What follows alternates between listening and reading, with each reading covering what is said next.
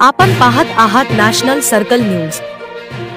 20,000ची लाच मागणारा तलाठी एसीबीच्या जाळ्यात। मोहाडी तपासणी दरम्यान पकडलेल्या वाळूचे ट्रॅक्टर सोडविण्यासाठी 20,000 रुपयांच्या लाचेची मागणी करणाऱ्या एका तलाठ्याला लाचलुचपत प्रतिबंधक विभागाच्या अधिकाऱ्यांनी कारवाई करीत पकडले।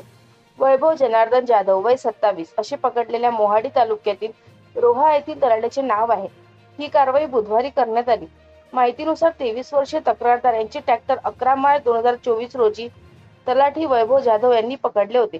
वाळूची वाहतूक करीत असताना ही कारवाई करण्यात आली होती। यावेळी तलाठी जाधव यांनी ट्रॅक्टर सोडण्यासाठी 25,000 रुपयाची मागणी केली होती। पैसे दिल्यावरच ट्रॅक्टर सोडणार असे बोलले होते।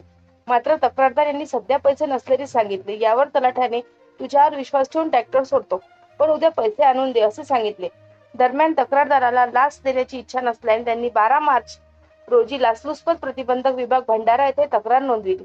झालेल्या तक्रारीची शहानिशा करण्यात आली, तसेच तडजोडी अंती पंचासमक्ष 20,000 रुपयांची रक्कम स्वीकारण्याची तयारी दर्शवली।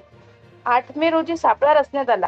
तक्रारदार यांना रक्कम घेऊन पाठविण्यात आली, मात्र तलाठी जाधव याला संशय आल्याने तक्रारदाराकडून लाचेची रक्कम स्वीकारली नाही।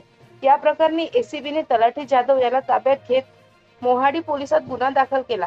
या कारवाईत लाचलुचपत प्रतिबंधक विभाग भंडाराचे पोलीस उपाधीक्षक डॉक्टर अरुणकुमार लोहार, पोलीस निरीक्षक कमलेश सोनटक्के, पोलीस निरीक्षक अमित डहारे, पोलीस उपनिरीक्षक संजय कुंचरकर, हवालदार मिथुन चांदेवार, पोलीस नायक अतुल मेश्राम, नरेंद्र लाकडे, विवेक रणदिवे, राहुल राऊल, पोलीस नायक शिलपेंद्र मेश्राम, शिपाई चेतन पोटे, मयूर सिंगनजुडे, अभिलाषा गजबिये यांनी सहभाग घेतला।